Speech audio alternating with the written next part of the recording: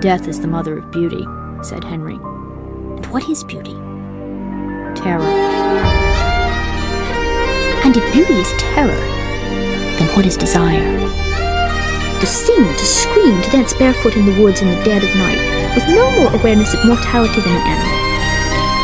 Let God consume us, devour us, unstring our bones."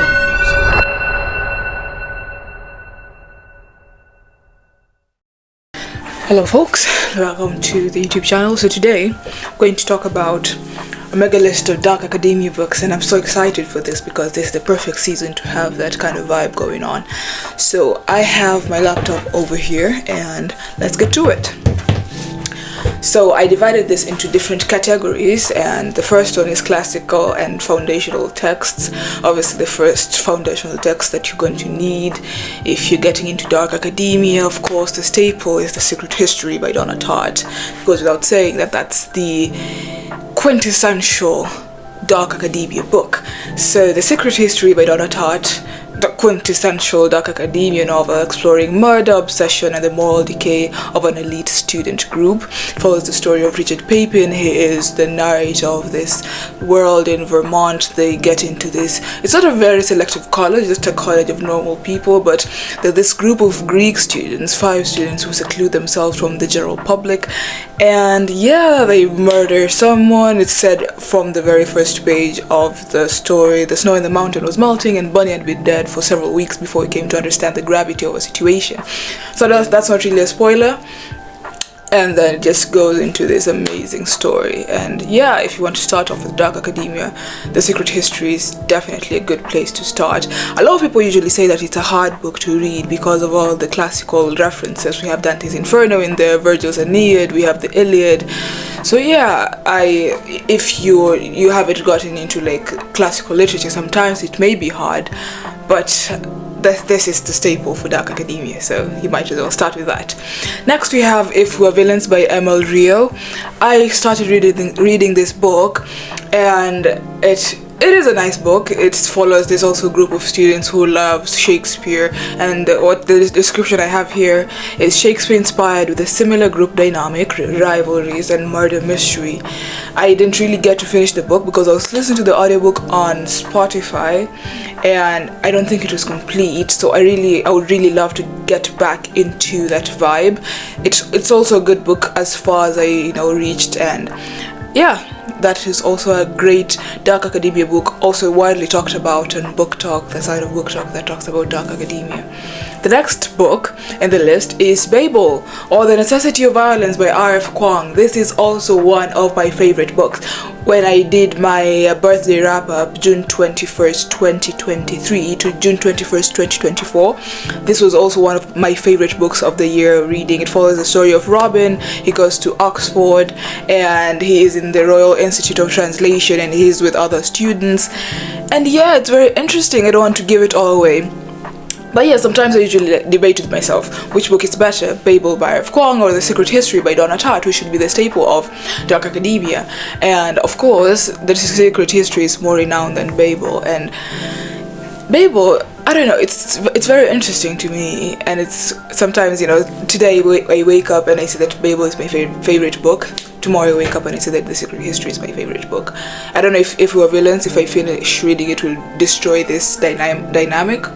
But so far, I just can't pick a favorite. It's like picking a favorite pet, They're just all so amazing. Of course, Tartt is my favorite pet. Then next we have A Separate Piece by John Knowles. I have never heard of this book. The description is themes of rivalry and tragedy set in an elite boarding school. So yeah, I have never heard of this book, so I went straight to Google to look it up. And the cover looks pretty nice, I'm not gonna lie. One of the covers is the bunch of trees and a building over there. It looks like the building in Cornell, actually. I like this cover, and the other covers that are blue, not so interesting in my opinion, but yeah, this cover is interesting. So A Separate Piece. What is the book about? A Separate Piece is a coming-of-age novel by John Knowles, published in 1959, based on his earlier story Phineas, published in May 1956 issue of Cosmopolitan. Yeah, it was Knowles' first published novel and became his best-known work. Set against the backdrop of World War II, A Separate Piece explores morality, patriotism, and loss of innocence through its narrator, Jean Forster, in his relationship with classmate and friend Phineas. So yeah, doesn't give much away, but yeah. Next book, The Picture of Dorian Gray. This is the classic staple of dark academia. If you love dark academia, you love The Picture of Dorian Gray. I started reading also The Picture of Dorian Gray, didn't finish it, I know the whole plot, and I kind of felt like it was slow at the beginning, like for you to get into, you know, the drama. It's, you know, unlike The Secret History where you just get into the pace and they tell you right off the bat that this is what is going to happen and yeah, go with it. The Picture of Dorian Gray is quite slow. So I didn't really enjoy the fact that I had to like be acquainted with the people and just like, it's sort of like world building in fantasy where you just have to be acquainted with stuff, and I like it when I just get into the book and I just like go with it, you know. Yeah, but it's a nice book, gets a lot of great recommendations. Yeah, it's a gothic exploration of beauty, morality, and corruption. Did I say more? So we're done with the first batch of like the group that I put is classics and foundational texts. Next, we go to the atmosphere, Gothic academia. Okay, yeah, so the book number 6, Rebecca by Daphne du Maurier. I have totally butchered that name, let's just forget that I said that. It's a haunting tale of love, jealousy, and mystery set in a grand estate. And I've never heard of this book. Rebecca by Daphne du Maurier is a 1938 Gothic novel about a young woman who marries a wealthy widower and becomes haunted by the memory of his late wife. That's actually pretty interesting. I would love reading this. So yeah, that is Rebecca. It reminds me of Rebecca in the originals. I'm going to insert the clip over here. Rebecca! So after that, we have Mexican Gothic by Silvia Moreno-Garcia. Gothic horror with rich academic undertones set in 1950s Mexico. Number 8, The Shadow of the Wind by Carlos Ruiz Zafón. A tale of literary obsession, mystery, and romance in post-war Barcelona. Okay, that's actually pretty interesting. Alright, the cover is pretty interesting. It's like a huge Z, and it's like a library, and the library has been set into this huge Z. The next book we have is The Historian by Elisabeth Kostova. A richly detailed academic hunt for the truth about Dracula. Okay. So Dracula is this vampire dude. He is in Hotel Transylvania, right? And then Draculaura is in Monster High. I had a doll that is inspired by Draculaura. I don't know, maybe we just made her be Draculaura. Maybe she's not the real Draculaura, but yeah, I digress. The next book is The Name of the Rose by Umberto Eco. I am butchering this name, like I'm literally like American Psychoing these names over here, but yeah, we move regardless. A medieval murder mystery steeped in theology and philosophy. I should read this book. If anything has theology and philosophy, I am so into that. Wikipedia says The Name of the Rose is the 1980 debut novel of an Italian author, Umberto Eco. It is a historical murder mystery set in an Italian monastery in the year 1327, and an intellectual mystery combining semiotics in fiction, biblical analysis, medieval studies, and literary theory. It was translated into English by William Weaver in 1983. Of course, translated works are some of the most amazing pieces. You know, when you read books like Albert Camus, for example, they're just fascinating. And I know there's something about translated works.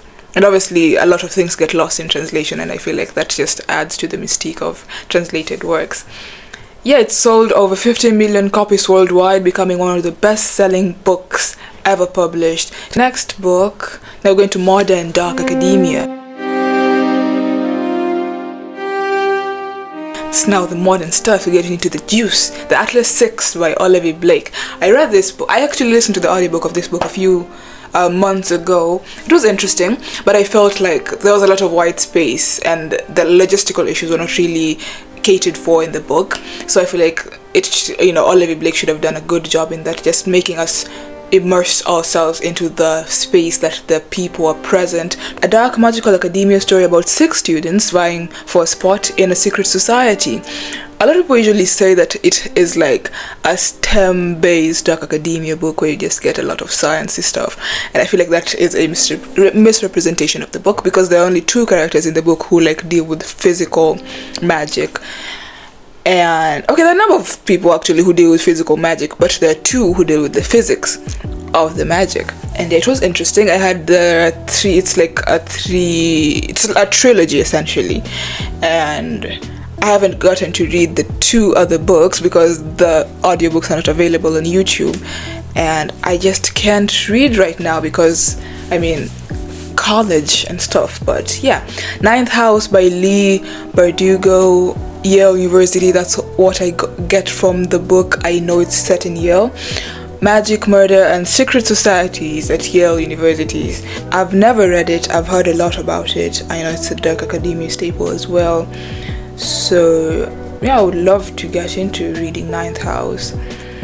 Catherine House by Elizabeth Thomas, a dark and mysterious boarding school promising power at a cost.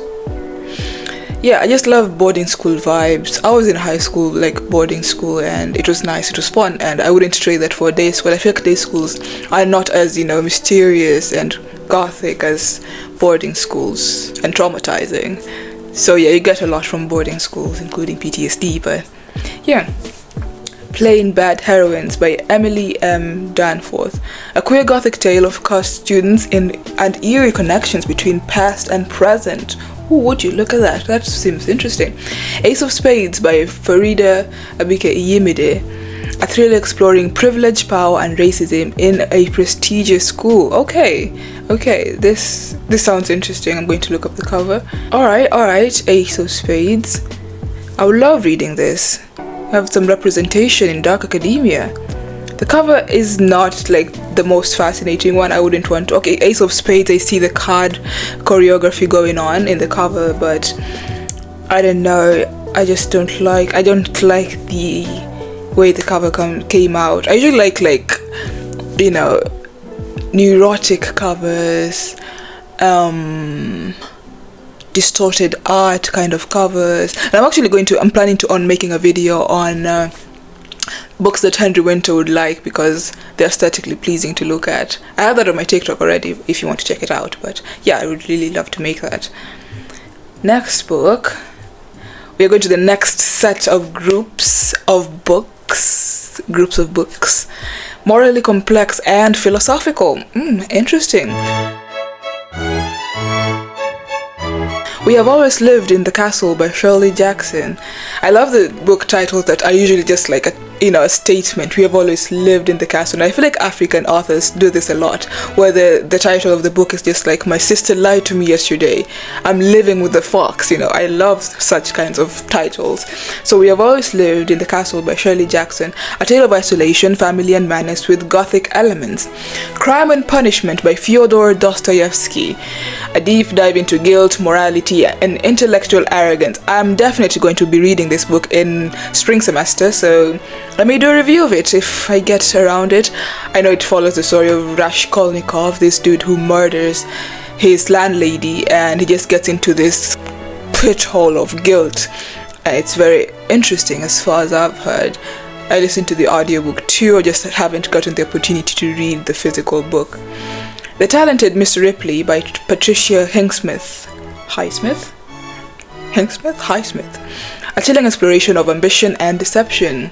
The Goldfinch by Donna Tartt. I have the book somewhere in my stack of books, and I'm a Donna Tartt fan, so I haven't read it yet. I know the plot, and it's a huge book, I'm not gonna lie, but I went through the secret history, but I also have the secret history over there, and the Goldfinch is definitely bigger than the secret history, so I'll definitely get around that sometime.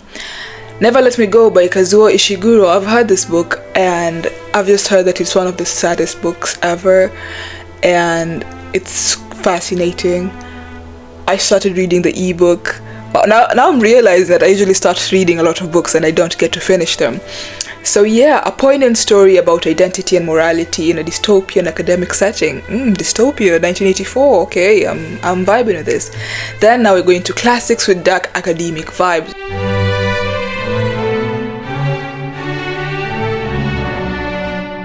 So obviously the first book over here in this list is going to be Jane Eyre by Charlotte Bronte. Jane Eyre, there's this amazing line in Jane Eyre that, what is this guy's name? No, it's not Mr. Darcy. Mr. Darcy is in Pride and Prejudice. I don't remember his name. Alright, let's look it up. Jane Eyre man name. Yeah, Jane Eyre man name.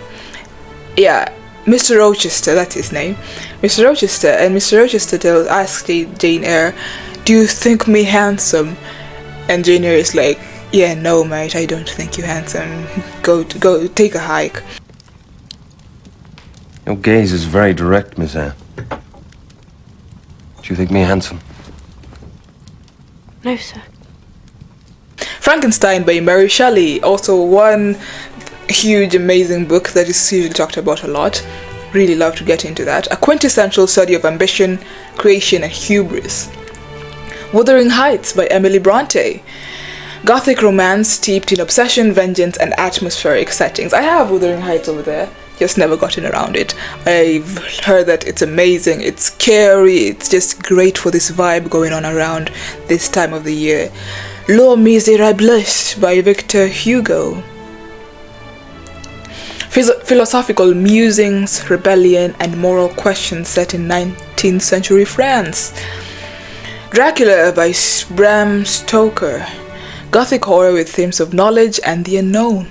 Interesting. Next group, we have Boarding School Tales. If you love boarding school vibes, this is here to deliver. A Deadly Education by Naomi Novik, a magical boarding school with deadly consequences. The Magicians by Lev Grossman, a dark take on magical academia with disillusioned students. The Lake of Dead Languages by Carol Goodman. This title is everything. The Lake of Dead Languages. What are you talking about here? I'm immediately drawn because of the title of this book. Secrets, tragedy, and betrayal at an all-girls okay, now I'm invested. This is an all-girls boarding school. This is niche and this is amazing. I would love to look it up more. The Lake of Dead Languages by Carol Goodman. Let's look it up. Alright, the cover is interesting. It's giving all the light you cannot see. Something like that, yeah. All the light you cannot see. It's giving that vibe in the cover. Special Topics in Calamity Physics by Mauricia Pessel. Okay. A quirky, mysterious tale of an elite prep school student unraveling secrets. Black Chalk by Christopher J. Yates.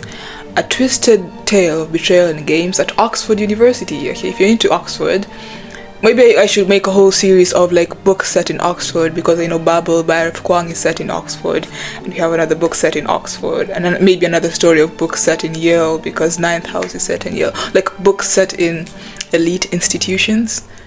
Maybe that should be a series. Maybe. Young Adult Academia, the next category. This Violent Delights by Chloe Gong. Romeo and Juliet retelling set in 1920s Shanghai with dark academic vibes. Vicious, and a dark academia staple as well, by V.E. Schwab. A story of ambition, power and morality between rival academics.